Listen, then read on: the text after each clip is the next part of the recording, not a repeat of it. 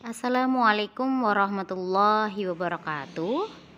Alhamdulillahirabbil alamin. Semoga kita selalu dalam lindungan Allah Subhanahu wa taala dan sehat selalu. Amin. Untuk tugas ujian akhir semester kita, studi Al-Qur'an hadis. Di sini ada video tentang kajian Al-Qur'an hadis. Silahkan nanti diberikan ulasan isi yang berkaitan tentang mata kuliah kita.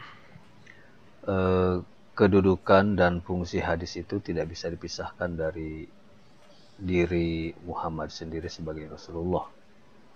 Ia adalah pembawa risalah Tuhan, maka segala peri hidupnya menjadi acuan atau menjadi standar bagi umat di dalam menjabarkan ajaran-ajaran agama Islam. Hal itu sebagaimana diungkapkan di dalam Al-Ahzab ayat 21, laqad kana lakum fi Rasulillahi uswah hasanah. Jadi Rasul adalah sebagai suri tauladan, tidak sebatas pada hal-hal yang sifatnya etis, tapi juga dalam hal penerapan syariah dan bidang-bidang lainnya yang merupakan bagian-bagian dari ajaran-ajaran Islam secara kafah. Terkait dengan kedudukan beliau sebagai Rasulullah, maka di dalam Al-Quran kita akan mendapati banyak ayat yang menempatkan tentang Rasul dalam ajaran Islam itu sendiri. Yang pertama, setiap mukmin itu harus percaya kepada Allah dan Rasul-Nya. Secara logika, ini sudah tidak bisa dibantah bahwa Islam datang kepada kita itu melalui perantaraan Rasulullah Muhammad. Oleh karenanya, rasa-rasanya tidak mungkin seseorang tiba-tiba bisa percaya kepada Allah tanpa mengenal Allah, dan pengenalan diri kepada Allah tidak bisa kemudian kita dapati tanpa kita kemudian menerima ajaran-ajaran Rasulullah. Oleh karenanya, keniscayaan bahwa keimanan kepada Allah itu juga berkait langsung dengan, atau keimanan kepada Rasulullah itu sangat berkaitan langsung dengan keimanan kepada Allah. Kemudian, kepatuhan kepada Rasul berarti patuh dan cinta kepada Allah. Ini pun dapat dipahami karena apa yang disampaikan oleh Rasulullah itu tidak lain adalah pesan-pesan Allah atau risalah-risalah Tuhan. Oleh karenanya, ketika kita tidak mengikuti apa yang diungkapkan, katakan oleh Rasulullah, maka berarti kita tidak patuh terhadap syariat Allah. Dan kalian bisa lihat di dalam ayat-ayat Al-Quran yang nama surat dan nomor ayatnya tertera di dalam slide ini. Kemudian sebaliknya, orang yang menyalahi sunnah maka akan mendapat siksa, dalam artian ketika kita tidak mentaati apa yang datang dari Rasulullah, tentunya sama seperti orang yang sudah menyalahi syariat itu, dan orang-orang yang seperti itu diancam dengan ancaman yang pedih. Dan berhukum kepada sunnah adalah tanda bagi orang yang beriman. Keempat, kriteria dalil tentang kedudukan Rasulullah ini berkait satu sama lain, dan secara hakikat umat Islam pasti mengikuti ketentuan-ketentuan dari 4 kriteria tentang kedudukan Rasul ini. Yang menjadi permasalahan adalah ketika apa yang dilakukan atau apa yang dikatakan atau apa yang diperintahkan oleh Rasulullah itu kemudian direkam menjadi sebuah kabar, yang kemudian kabar itu disampaikan dari generasi ke generasi, maka yang menjadi permasalahannya adalah bukan orang tidak percaya kepada Rasulnya, bukan orang tidak patuh kepada Rasulnya, atau bukan orang-orang yang menyalahi ketentuan-ketentuan sunnahnya, tapi pertanyaan-pertanyaan tentang kesohihan atau kesahan dari riwayat-riwayat itu yang kemudian dipertentangkan. Apakah benar ini kabar dari Rasulullah? Apakah benar Rasul melakukan hal ini? Apakah benar Rasul mengatakan sesuatu? Itu yang kemudian menjadi pertanyaannya. Jadi kalau keimanan kepada Rasulnya sudah pasti, ketaatan kepada Rasulnya sudah pasti, yang kemudian tidak pasti adalah riwayat yang sampai kepada kita yang disebut dengan hadis itu pasti atau tidak.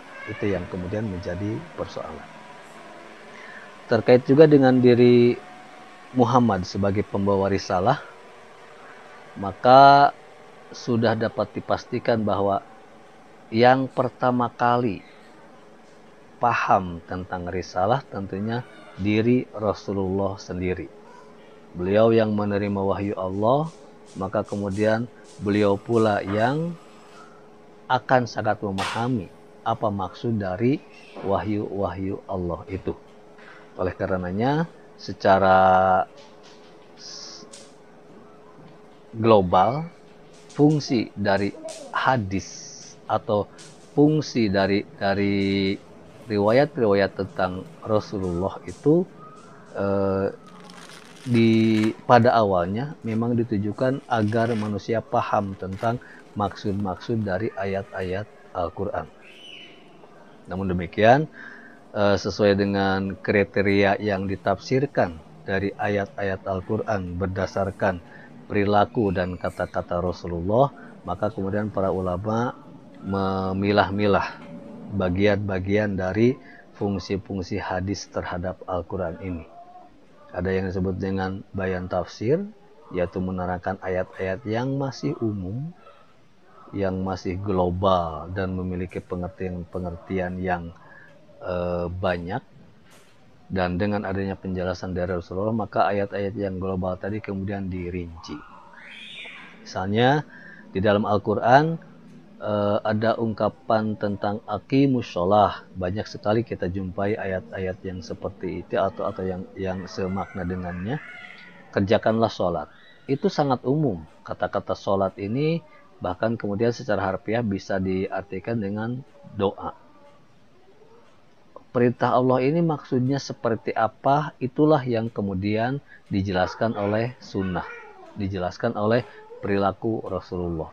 Rasulullah sholat, kemudian sholatnya disaksikan oleh para sahabat, dan beliau kemudian berseru, sholatlah kamu sebagaimana kamu melihatku sholat. Maka riwayat-riwayat yang memberitakan tentang bagaimana sholat Rasulullah, itulah penjelasan-penjelasannya. Bagaimana takbiratul ihram, apa yang dibaca, bagaimana gerakan ruku, apa yang dibacanya, dan sebagainya. Itu adalah bayan tafsir atau penjelasan-penjelasan mengenai ayat-ayat yang memerintahkan tentang sholat. Demikian pula ada ayat atau penggalan ayat tentang perintah untuk berhaji dan umroh. Wa atimul hajja wal umrata lillah. Sempurnakanlah haji dan umrohmu karena Allah. Bagaimana menyempurnakan haji itu? Secara harfiah haji adalah ziarah. Tanpa penjelasan dari Rasulullah, kita tidak akan tahu melaksanakan ibadah haji itu seperti apa. Mungkin kita tidak akan bedanya dengan orang-orang yang misalnya menziarahi kubur dan lain sebagainya. Tapi ternyata bukan itu. Maka Rasul kemudian melaksanakan ibadah haji, diikuti oleh para sahabatnya atau orang-orang yang menyaksikan langsung bagaimana Rasulullah melaksanakan manasik haji. Itulah kemudian penjelasan mengenai ayat tadi. Dan perilaku Rasul atau ritual yang Rasulullah lakukan itulah kemudian direkam di dalam ingatan para sahabat, lalu disampaikan kepada kita melalui generasi ke generasi. Dan itu yang kemudian disebut sebagai hadis. Yang kedua, bayan takrir, sama intinya adalah menjelaskan tentang makna di dalam Al-Quran. Namun disebut bayan takrir di sini karena muatannya atau hadis Nabi tadi memperkokoh pernyataan-pernyataan yang ada di dalam Al-Quran. Misalnya dalam surat Al-Baqarah ayat 185 terkait dengan kapan waktunya kita puasa, ada ayat "Faman syahida minkum syahra falyasum." Barang siapa yang hadir di tempat tinggalnya pada bulan itu, maka hendaklah ia puasa. Ada juga yang mengatakan syahida minkum itu melihat, menyaksikan datangnya bulan Ramadan. Rasul kemudian mempertegas tentang maksud dari ayat ini dengan mengungkapkan sumu liru'yatihi waftiru liru'yatihi. Berpuasalah kalian ketika melihat hilal dan berbukalah ketika melihatnya pula. Maksudnya, awalilah puasa kalian ketika hilal pada tanggal 1 Ramadan sudah nampak, dan akhiri pula puasa kalian ketika hilal pada tanggal 1 Syawal sudah nampak. Seperti itu. Itu penjelasan Rasulullah terkait dengan ayat-ayat yang masih perlu penjabaran. Bagaimana yang dimaksud dengan menyaksikan bulan atau hadir di tempat tinggal kita itu. Yang selanjutnya kemudian menerangkan maksud dari suatu ayat atau bayan taudih. Misalnya Allah mengancam, katakanlah, bagi orang-orang yang menumpuk-numpuk harta dan tidak menafkahkan di jalan Allah, akan diancam dengan siksaan yang pedih. Kenapa demikian? Misalnya ada pertanyaan seperti itu. Katakanlah, padahal kita sendiri yang berusaha keluar rumah untuk bekerja, mengumpulkan harta, memeras keringat, banting tulang, dan lain sebagainya. Sementara setelah harta terkumpul, kenapa harus dinafkahkan kepada yang lain? Atau kenapa harus berzakat? Kenapa harus sedekah dan lain sebagainya? Rasul kemudian menerangkan maksud dari ayat ini. Sesungguhnya Allah tidak mewajibkan zakat kecuali untuk mensucikan apa yang tersisa dari harta kalian.